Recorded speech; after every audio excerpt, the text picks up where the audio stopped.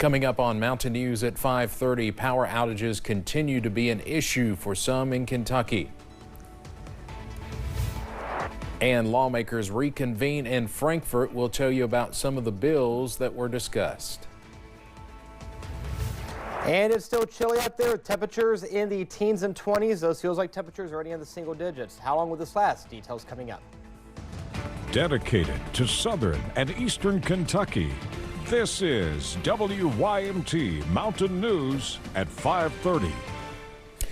Good evening, I'm Steve Hensley. After a frigid night, some of us actually did get close to freezing today, but that's about as close as we'll get until next week. Meteorologist Eric Dean has the latest as our first alert weather days continue. That's right, Steve. We're going to see temperatures staying in the 20s as we go throughout the next several days. This is the scene right now on Black Mountain, 24 miles east of Harlan. Look at that temperature right there, 18 degrees. Feels like 7 out there. You can see a little bit of ice there on the Kentucky Mesonet camera at this hour. Temperatures right now in the 20s and 30s, but you look at that feels like temperature, a different story, still in the teens from Somerset to Jackson over towards Logan, Stanton and Moorhead. Your feels like temperature right now is at 12. Now we're going to see temperatures, or the feels like temperatures, go down to the single digits as we go into the overnight hours, into the morning hours of your Wednesday. All is quiet right now on live pinpoint Doppler radar. This is going to get a break as we go throughout the next several days. But again, if you have plans, just definitely bundle up as we go throughout the evening and overnight hours. And unfortunately, this cold weather is going to stick around for a while, and we'll tell you how long it'll last coming up in the first alert forecast in a few minutes. Steve. All right, Eric, thank you. Yesterday, we showed you some photos sent in from viewers around the mountains of the weekend winter storm. Here are a few more. This one from Prestonsburg, and it appears a deer was not too far away from where the person took this photo. And we have another one taken by a viewer out of Joe Nancy in Pike County, I believe. That's supposed to show a cardinal sitting in the tree. I know we've received several animal pictures, and then we've got this one submitted to us from a viewer out of Breathitt County. He received snow and ice along Railroad Street in the Jackson area. We appreciate all the pictures and videos. Nearly 3,000 people in Woodford County lost power this morning. Kentucky Utilities says a transformer at a substation was damaged and the cause could be the weather. Crews restored power to most customers, but several hundred still remain in the dark. One woman knew she had to act quickly after her mother's power went off. Judy Hogg is caring for her during the cold spell. Her proactive thinking kept her mother safe and warm. I have a portable generator and then also have other power sources, so we could stay here for a good 24 hours without even worrying about it. At last check, around 22,000 customers were still without power in Kentucky, most of those in the southern part of the state. A section of Highway 150 near Mount Vernon in Rockcastle County was shut down briefly today for a helicopter landing.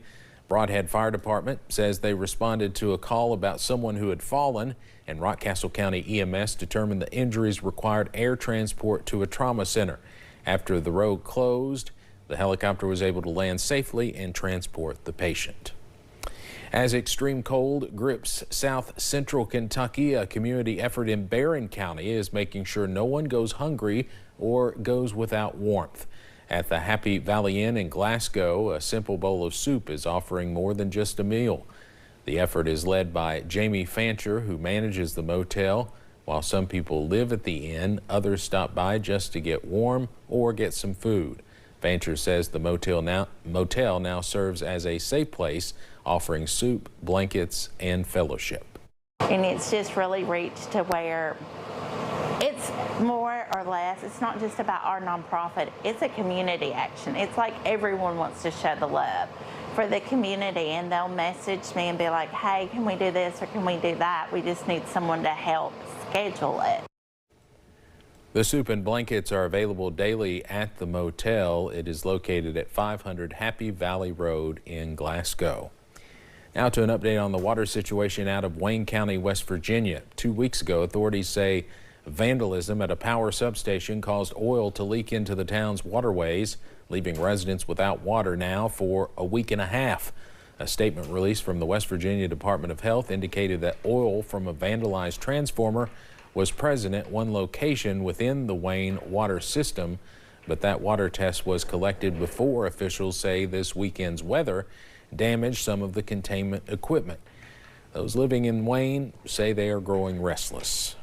I just hope that they can find a way to get this stuff out of the water so we can start bathing again. And, you know, I know they got showers out here and stuff, and that's a great thing too. The Department of Health said in the statement that they will be performing further testing to determine further action. Meanwhile, people who are affected can pick up bottled water at Wayne Town Hall and the East Lynn Volunteer Fire Department. Lawmakers reconvened in Frankfort today after canceling yesterday's session due to weather. This year, legislators have been heavily focused on education. Republican senators introduced two new bills today that could strengthen accountability in public education. Kelsey Soto explains. These two new bills indicate priority legislation for the Senate, given numbers 2 and 4. Republican lawmakers say education is a top focus because of all the dollars invested. This past school year, the state's two largest districts faced budget deficits. As we've always said, the Senate has been hyper-focused on making sure that there are no wants or needs that go unmet when it comes to public schools. Senate Bill 2, introduced by Senator Julie Rocky Adams of Louisville, would align admin pay increases with classroom teacher raises. The measure would prohibit school administrators from receiving a percentage pay increase greater than the average percent increase given to teachers. This is just a reset. This is a course correct so that we actually prioritize those individuals that teach our kids and touch our kids and move our kids forward, as opposed to the explosion in central office. Senator Stephen West, a Republican, chairs the Education Committee. He represents parts of Fayette County and even questioned Fayette County Public Schools Superintendent Dr. Demetrius Liggins in Frankfort last fall. Your contingency fund in 2024 was $82 million, and within a short period of time, it says $14.8 million. Could you comment on that, and why did that drop so precipitously? And was there no way to plan for that, I guess, if you could comment on that? West sponsored Senate Bill 4 to support new school principals during their first 5 years in the role with expanded leadership training. Is there a fear that the 5-year investment into the principal's education, they could potentially take that and go somewhere else and leave with our investment? This bill, with passage, I intend to lobby hard for funding, state funding for this initiative. So I will be lobbying for additional monies to KDE to take care of their duties, new duties, and I will be lobbying for a stipend to be paid for by the state. That was Kelsey Soto reporting. If passed, Senate Bill 4 would begin with the 2027-28 school year. The Kentucky Department of Education will submit a plan to the Legislative Research Commission identifying any statutory changes needed by November 1st of this year. One Kentucky lawmaker has filed a Senate joint resolution to expand enrollment in Dolly Parton's Imagination Library program. The resolution was filed by Louisville Senator Cassie Chambers Armstrong. It would direct state agencies, including the Department for Libraries and Archives and the Cabinet for Health and Family Services, to collaborate on expanding enrollment for Dolly Parton's Imagination Library here in Kentucky. President Donald Trump is heading to Iowa. The president is visiting the Hawkeye State to speak on the economy and rally voters, since it is a major part of his team's strategy for helping Republicans hold on to power in the House. That's according to sources. President Trump has endorsed 3 of Iowa's 4 Republican House members. A federal judge in Minnesota has ordered acting ICE Director Todd Lyons to appear in court on Friday. Judge Patrick Schiltz is threatening to hold him in contempt for violating a court order. That order required ICE to provide a detained man with a bond hearing within 7 days or release him. As of Friday, that man was still in detention with no hearing. Schiltz wrote in a court filing Monday his patience is at an end. Thursday marks the 1-year anniversary of the mid-air collision in Washington, D.C. that killed 67 people. Today, the NTSB is releasing their findings in the investigation. WYMT Washington reporter Molly Martinez picks up the story from Washington. January 29th marks 1 year since a U.S. Army Black Hawk helicopter collided with an American Airlines regional jet over the Potomac, killing everyone on board. Since then, the NTSB has amassed 19,000 pages of evidence to answer the core question: how did this happen? Their answer: systematic failure.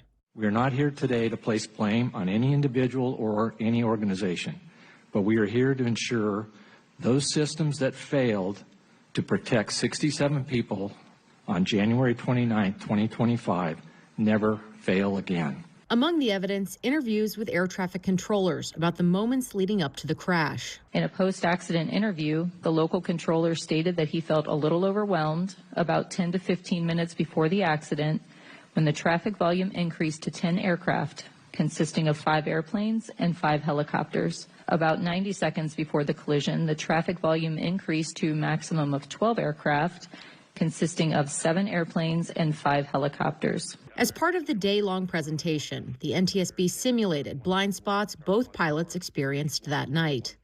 They also found last-minute approach changes and major safety gaps in protocol.